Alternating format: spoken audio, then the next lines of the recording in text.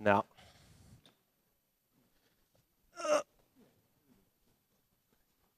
All right, good afternoon, everyone. Thanks for being here still.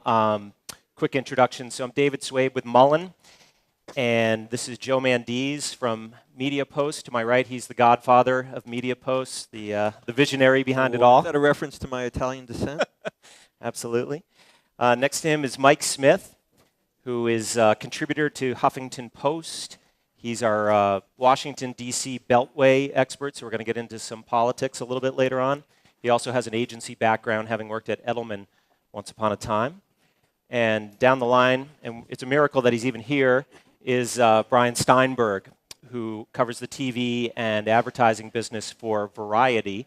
And you probably know Brian had previously been at Ad Age, covering network TV, and prior to that was with Suzanne over at the Wall Street Journal. Brian, the reason it's a miracle is here. It's middle of the upfronts. He's just come over from the Turner upfronts, and he needs to get back for the CBS upfronts that's happening later on.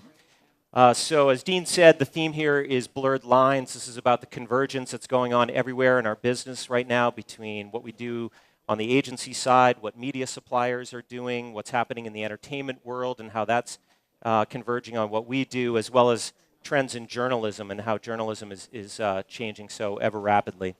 So just to start things off, Joe, talk about your vision in terms of creating Media Post. Were you trying to fill a void in terms of coverage of our industry? Was there a big hole? And what impact do you think you've had?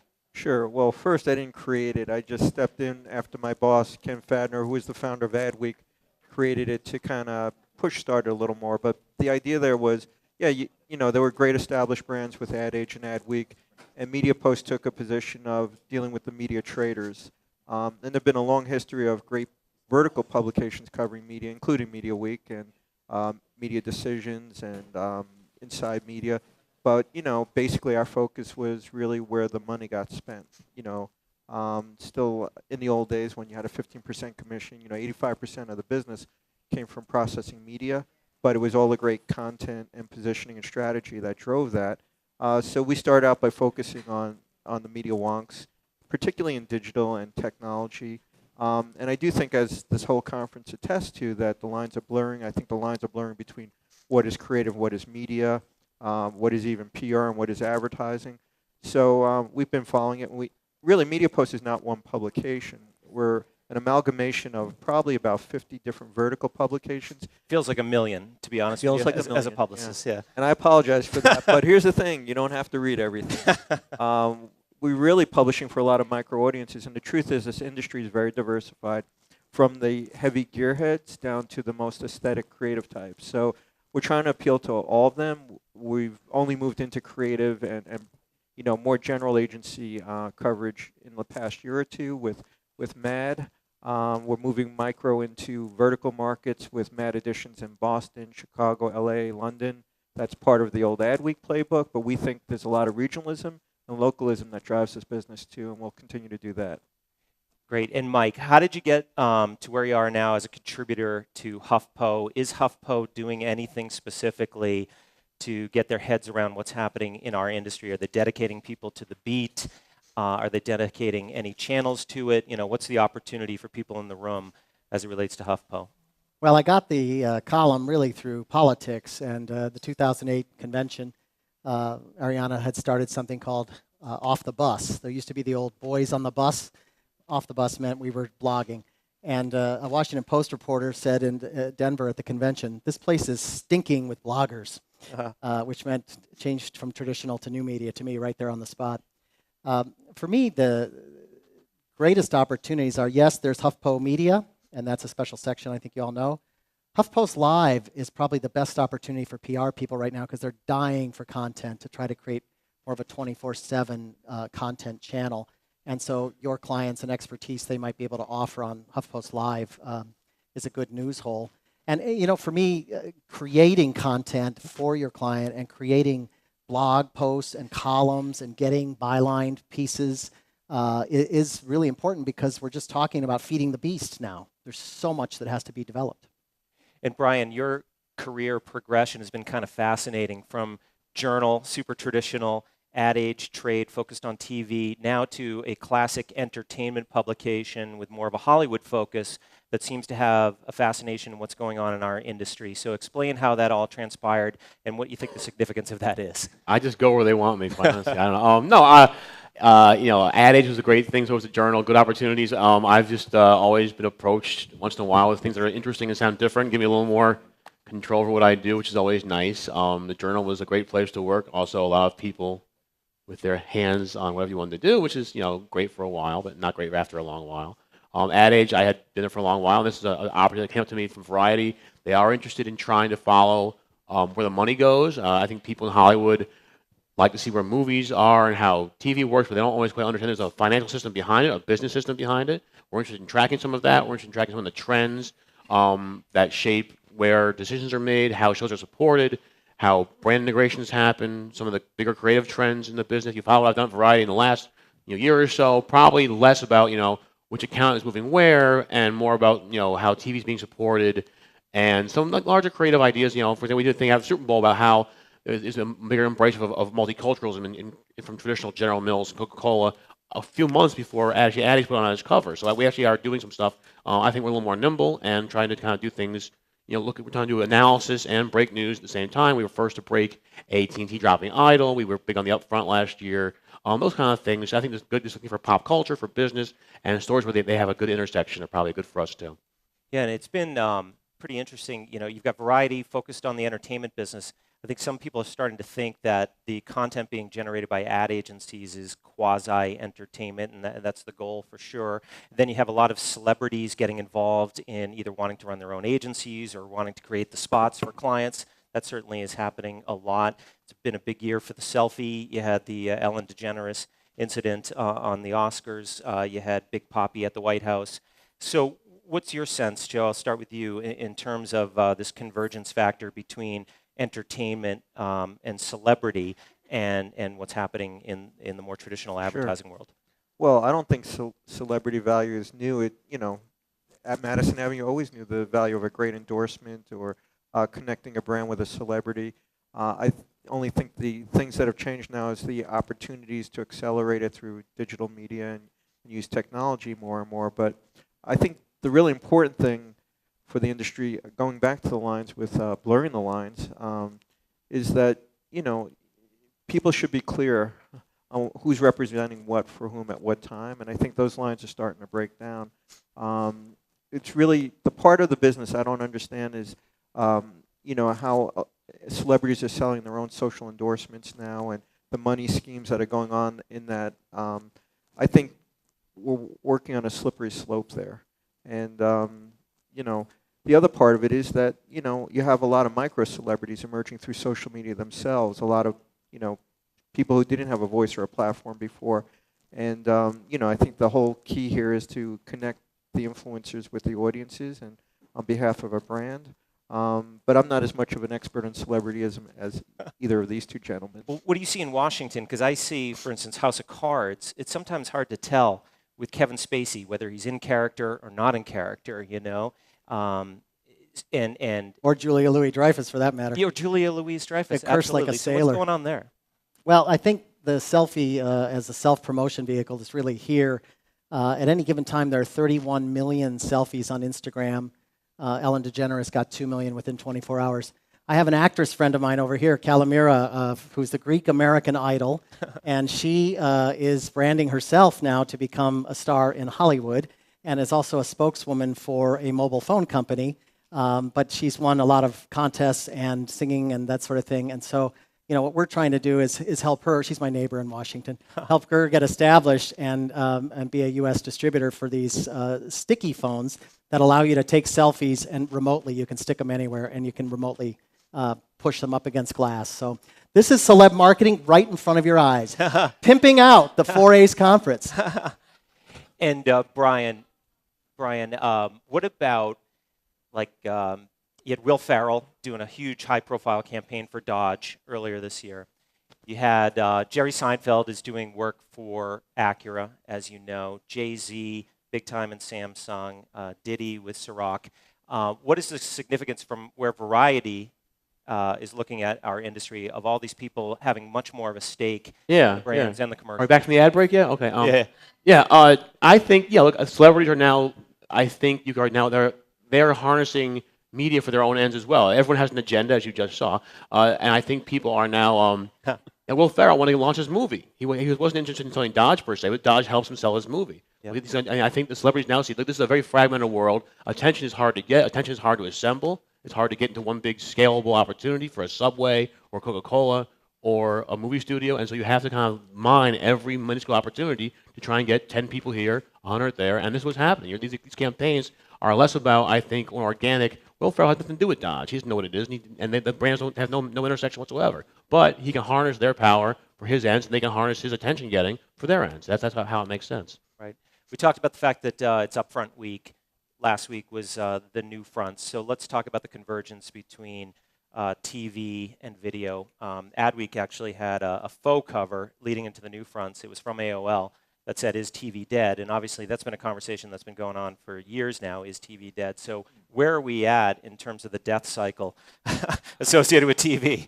Yeah, I don't think TV's dead. It's just hyper fragmenting and exploding into a bigger universe of video content. And that raises big challenges for the television network brands. It also raises incredible opportunities because in a hyper fragmented universe, you guys all know this because you are stewards of brands. The thing that gets market share is when one brand stands out over all the rest, and it's a great shortcut for a consumer. So I think, it's the broadcast networks to lose or the major cable networks to lose.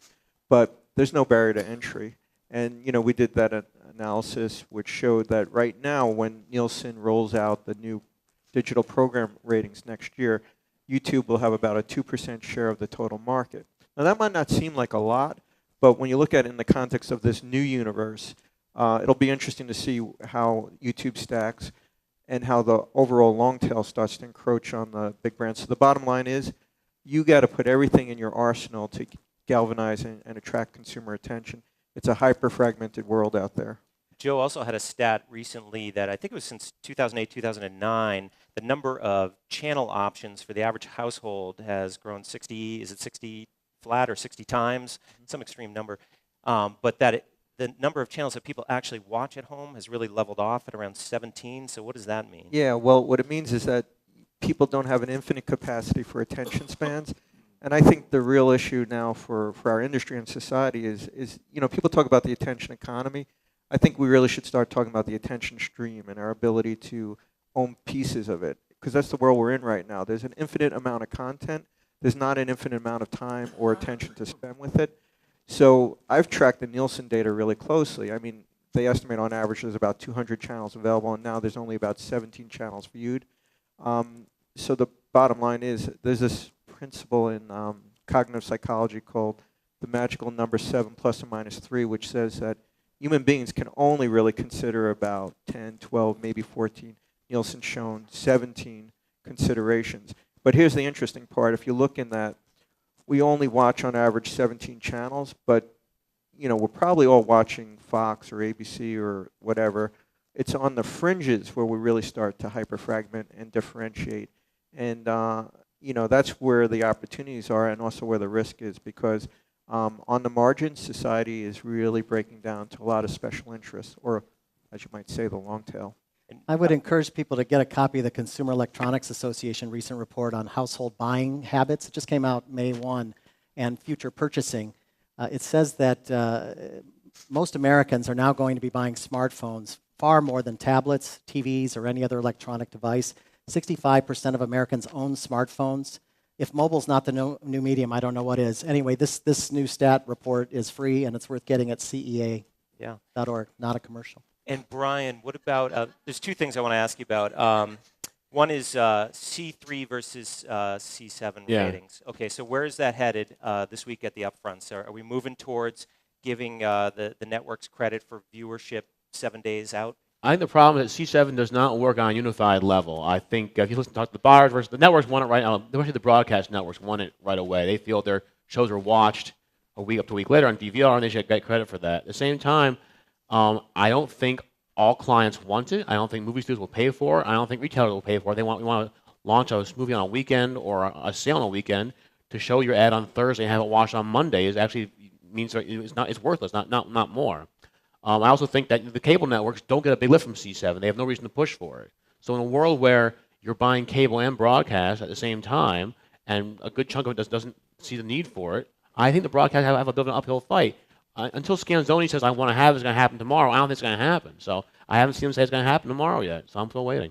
And what of YouTube? As you may know, YouTube rolled out a brand campaign recently, and the objective there is to reinforce with the buying community, the agency community, as well as clients, that there's value in advertising on the platform. It's not just a hodgepodge of user-generated content. There's actually premium content and premium placement opportunities there. Are they making their case? Is it convincing to any of you guys? Oh, yeah. I mean, YouTube right now is positioned more like a television network than a video server. And what they've done it beautifully by, over the last few years, creating these premium channels. Yes, they reach every kitten video that's out there, but the truth is they're organizing it around the premium content. And what they've done in the past year is created, I mean, this is a little wonky for the PR crowd, but they've created a sales structure and a position that emulates a television network exactly. They're offering ratings guarantees, make goods, all of the above. So they're no different than any other television networks. They're just distributed over the internet. Right. And I think it was you reported, Brian, that Netflix is going to launch a conventional cable channel at one point. They're trying to get their service on cable set-top boxes rather than going off the TV set. So they get Comcast or Time Warner Cable to put Netflix as a channel per se. Right. It's a lot easier for them to be in people's living rooms and a lot easier to get carried in rather than having to win people from one TV at a time. Yeah. So it's definitely something, they're definitely trying to eat into the American TV experience, certainly. And they're playing dirty a little bit, aren't they? Promoting their shows at the expense of the cable network. Some of the cable guys have gotten a little upset because their shows help fuel interest in buying Netflix and watch a back season of The Americans or Justified. In fact, the head of FX just called them out for not keeping their logos on when you see their little picture on the screen. So there's definitely some push and pull between Netflix and these traditional TV outlets, and I'm not sure who's going to win. But telecom and cable may win in the end because they're going to be charging a lot more for them to have high-level streaming and high ability to broadcast. Right. So who's going to make the money? And finally, the other giant that's out there that I feel presents, the biggest threat to the advertising-based model seems to be HBO. Just one breakout hit after another at HBO. Most recently, Game of Thrones and True Detective and Veep and so forth. So, is that the ruination of the advertising-based model? All this premium content that's out there. Well, there's still, I think there's still a part of this nation that is still coming out of the recession that can't afford Netflix. That sees Netflix and HBO as a luxury, not a necessity. There are people who can't afford DVRs or don't need to see the DVR, and they can cord cut or they can just watch Hulu for free on certain things, and they're willing to wait for the DVD to come out. I don't think the entire nation is plunged into this always-on streaming society quite yet. We're not there yet. Are we going to be there sometime soon? I suspect yes, because screens are easy to buy, and the services are going to become less of a burden on people's pocketbooks. But I don't think we're there yet, and I do think there's still a sizable chunk of the nation that doesn't use a DVR, that still watches TV, at 8 o'clock when they're supposed to, quote unquote, and they haven't quite joined this kind of easy early adopter set that is, busily moving ahead of everybody else. But it's not, I don't think we're there yet. Okay. How about changes in your particular line of work? Pay-for-click journalism, incentivized journalism, that sort of thing. Let's talk about HuffPo. Is that the model there? Is that how it works? Are you rewarded for eyeballs? You are, and one of my good friends here, Jim in the back, my college roommate at Northwestern, works for Forbes.com, and he needs to aggregate a boatload of eyeballs, but if he does, it does very well. So for HuffPo, we need to be able to move up in the pecking order, and that only happens from traffic. And what's your take? And compensation works that way. Well, our audience is much smaller, much more focused. It's all the people in this room. We reach about 125,000 core decision makers who influence media and advertising decisions. So we don't really need to scale more, but there are other forms of pay for click or pay for play that I really am concerned about, which is literally paying to get your content to run and placed in editorial environments, and I'm talking about native and other things. And I think there are some trade publications now where you could literally pay money and place an op-ed or something. We don't do that at Media Post. Everything we publish is based on the editor's decisions, and we give away a lot of revenue for that, but we think and we hope it elevates our esteem and our objectivity with the community. Right. And it was Nick from Gawker who said that he sees journalism potentially as a booming profession, which sort of runs opposite of what most of my reporter contacts tell me. You know, they say, don't tell anybody to go in the field, it's a dead end kind of thing. So what's your sense, Brian? Is it a growth field because of pay-per-click? What kind of journalist do you want to be? Do you want to be a journalist who writes 200 words that you see on the from someone else? Do you want to do a original report, and it takes time to collect and analyze? I think people still appreciate a longer piece that has analysis, original thought, and a different direction that you didn't know somewhere else, or find out news that is verifiable and you didn't hear from somebody else. We cover the upfront. We are breaking stories about, you know, the price of the market as it happens. That takes reporting from, like, you know, calling buyers and sellers. People don't want it out there, but it gets out there, and if people feel they can trust the person reporting it, I think it's of a value to it's a value to somebody. I don't know what value it is to, and I'm not the person who owns a publication, so don't quote me per se, but I don't know that people need to read the fifth take on, you know, Beyonce's fight in the elevator. I don't know. You know, it's interesting. I had a story spiked. We used to call it spiked because the editor had a spike. I had a story killed yesterday by a HuffPost editor. It's not a gift. You have editors. It is curated. They do review it. It was about a 4A's charitable program called Resolve, which is for millennials and helping young people get really active in the industry.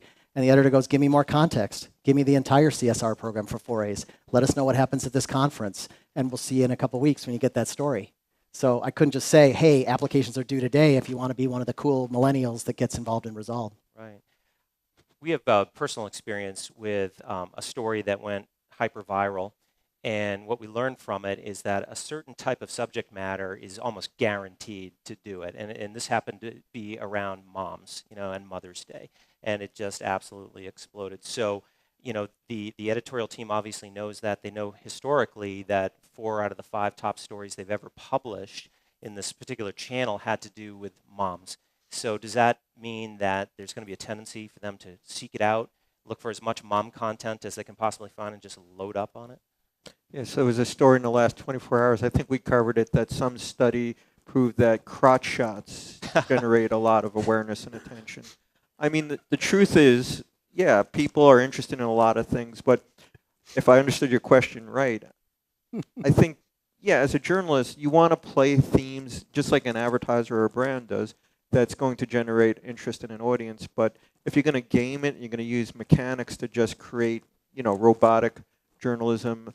I mean, the interesting thing about, I think the HuffPo, but also like BuzzFeed, is everything they put on their homepage is chosen by a human editor based on basic news values and judgments. Once that content gets on there, those organizations use metrics and trending story data to play it or make it bigger. But I think really what human beings want is other human beings telling them what's important. So if you just go back to the well and you play basic archetypes, that's going to get really bored after a while. I think you're going to see listicles play out pretty soon and kitten videos and things like that. But look, we all love it. So. And are there specific clients that you guys or brands, marketers that you find really spike your traffic? I had heard that, you know, some of the cutting edge digital brands, Zappos was one for us, where it was a guaranteed increase in readership if you wrote about them. Are there other clients that are just automatic? I mean, Apple and Netflix tend to draw a lot of attention. We do Super Bowl ads that tend to draw a lot of attention. I had a couple pieces about Super Bowl, and putting Super Bowl in there definitely, you know, moves the needle on people reading it. But I think things go viral for a certain time and context. What's going on in the chattering conversation right now, and how does that link into that or not? Is it tangential? Or is it really plugged right into it? I think that's what really kind of drives viral stuff sometimes. A good story on Super Bowl was Pep City right here at Bryant Park, and Pepsi trying to do live experiential marketing beyond Super Bowl Boulevard to go with their own city, their own tent city, and to move and extend the ad buy. We took it to Stuart Elliott, and he had sort of a preconceived notion that if you have a bad ad, it can just really rock your world. And so anyway, you know, I think there are other viral, personal, experiential things that are going to start happening that are going to get our attention. Right. So hopefully a lot of people got to see White House Correspondents' Dinner or segments of it last week. I noticed CNN was the butt of many a joke, including from the president himself, as was Fox News, which would have been expected. But what's the state of cable news, Brian?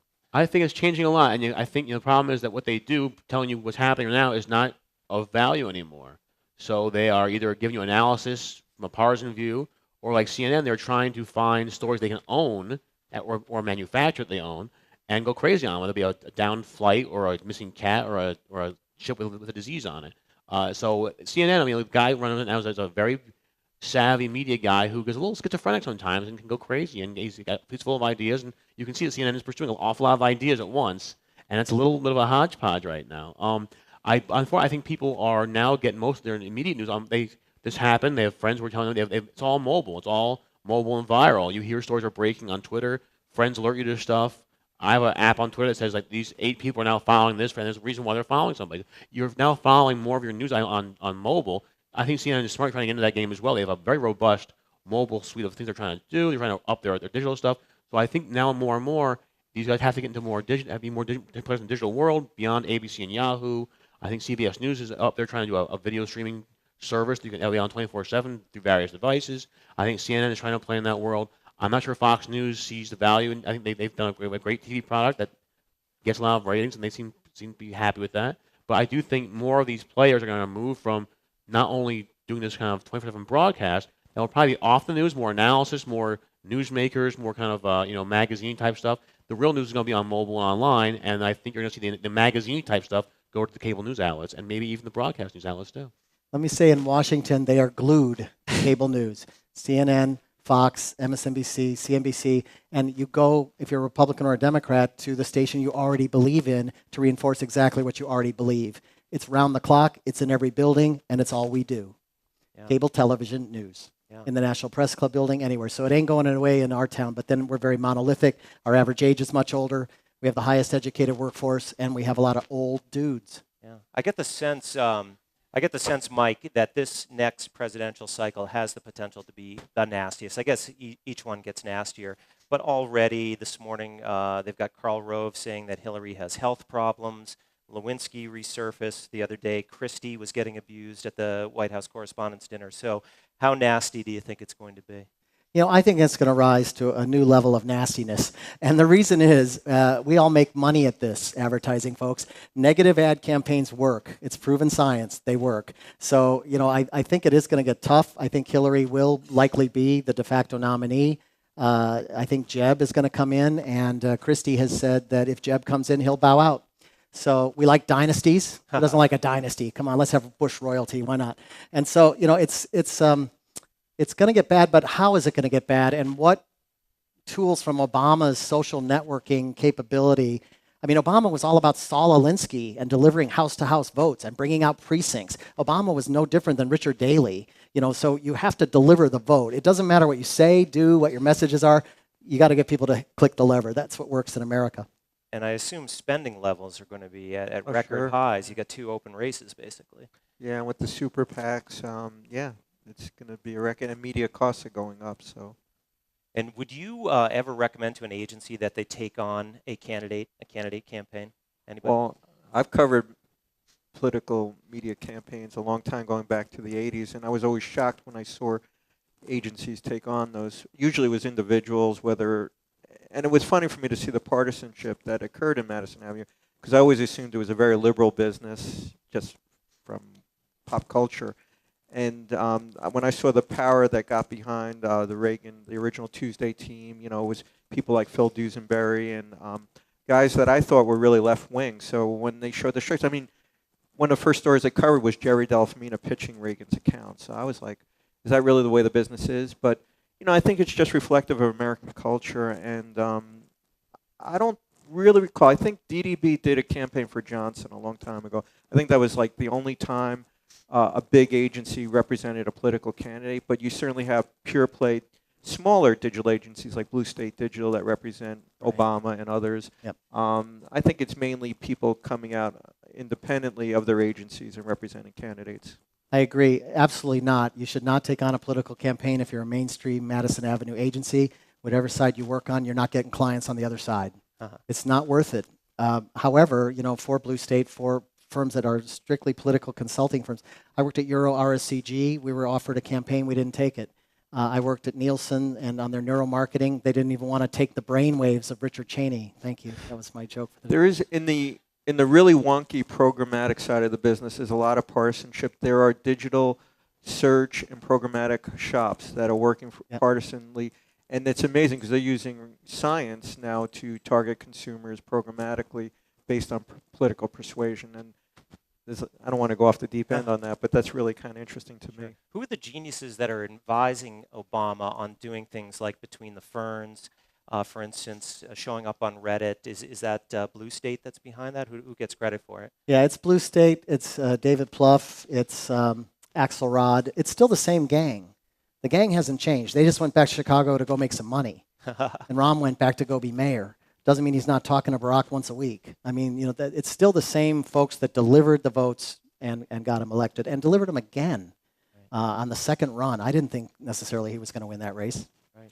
I mean, one of the most important parts of that is to watch that these guys keep pushing the science of marketing and media strategy ahead. And just watch, I mean, all of the programmatic media buying and data targeting really emanated from the political campaign under the first Obama campaign. And it's pushing the industry forward. Right. How are we doing on time? I just wanted to check that. Who knows? Oh, yeah. Just quick before we get to Q&A. So ratings are down on Mad Men, right, Brian? Yeah. How bad? Not that. I think they're lower than they were in past seasons for sure. And any reason why? Are people just bored? I think people also look. It's not you can if you don't watch it now, you can watch it on Netflix 6 months from now. So you don't have to watch it now. You can binge watch it too. I think the traditional ratings are not the brown where they once were because people do catch up on these shows later on. Breaking Bad is a clear sign of that. So the ratings are useful, but they are not the be all end all they once were, say 20 years ago. Okay. And do any of you know how the show ends? All right. Questions? Go ahead.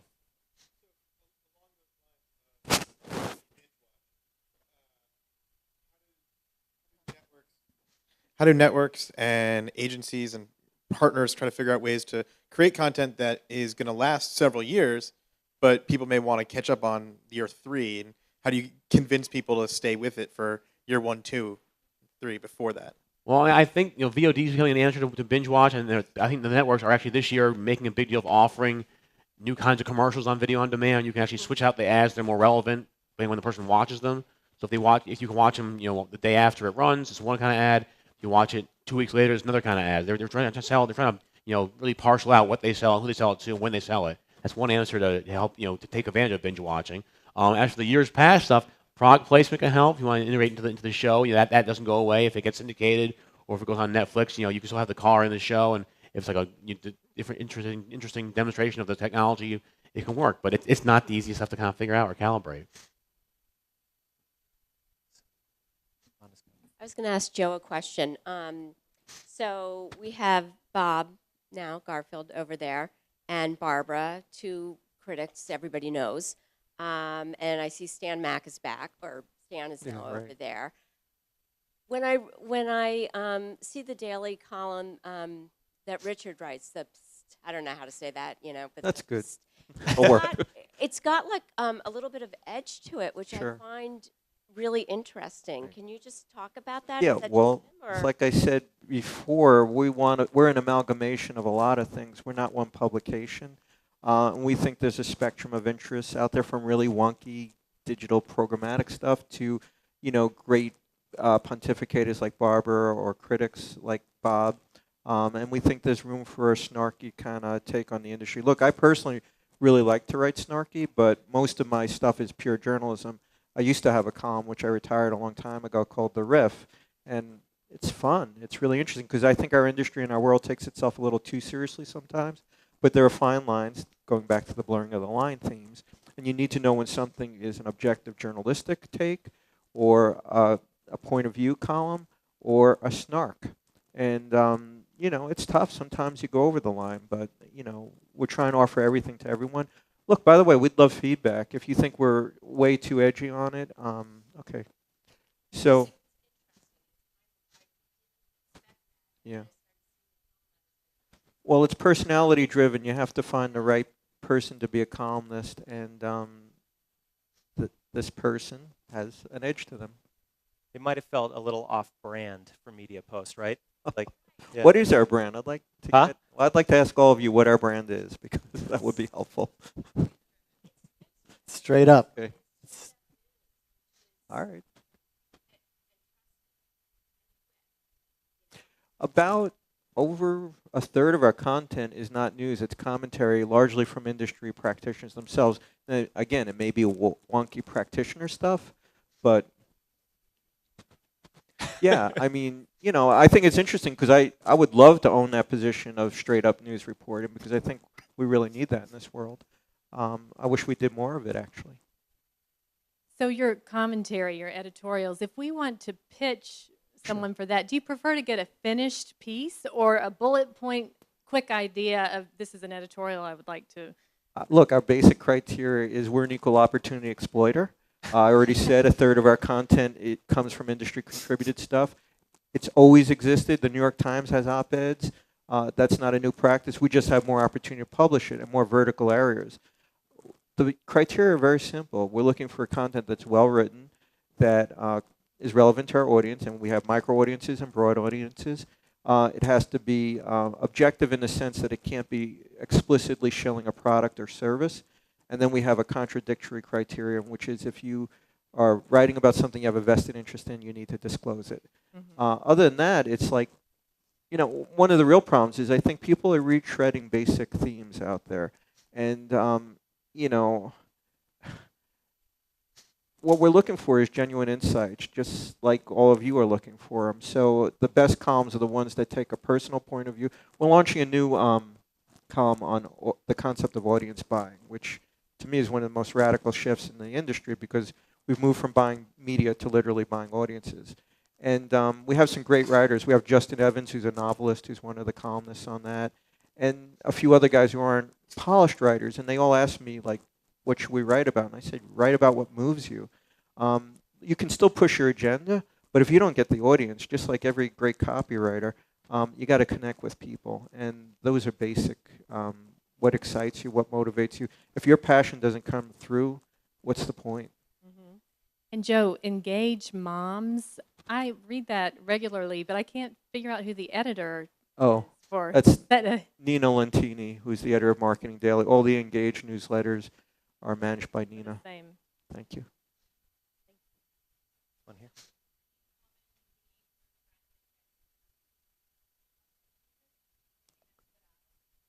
The TV season? The upfront upfront season. Oh, up front so far? I think every network's got its own set of themes. NBC seems to be pushing these kind of conspiracy theory-heavy dramas about the CIA, and ABC's got a lot of, I think multicultural families trying to find their way in today's society, and I think CBS, you're going to see this afternoon, a lot of scary computer stalking stuff. I'm not sure why. And Fox is very dark. There's a new show that I looked very good about. It's a remake of a British serial about a dead kid in a town, and I'm like, who wants to watch a dead kid if you have kids? It looks like a good show, but I don't know if it's family viewing per se. But yeah, they're all trying to up the game. It's a very difficult, competitive field for these guys. Their ratings are going away. They have some dollars that are flying away to digital, and they're really upping their game to be on par with AMC and FX with these kind of short bursts of very high quality programming. And Brian mentioned that the Crazy Ones, the Robin Williams show, Just canceled. Out. Yep. We have a lot of crazy. Ouch. We have a lot of crazy computer stalking issues in Washington as well, NSA, and it's going to be a huge campaign issue. Yeah. Huge. One more theme I would say is there's a ton of stuff. If you look at all the new fronts and digital fronts and out fronts and cable up fronts and out of home up fronts, there's just a lot of content out there, and it's going to be competing for the consumer's attention. So think about that. It's all good too. A wrap. Thank you, guys. Thanks, guys. Appreciate it. Fantastic. Thank you very much.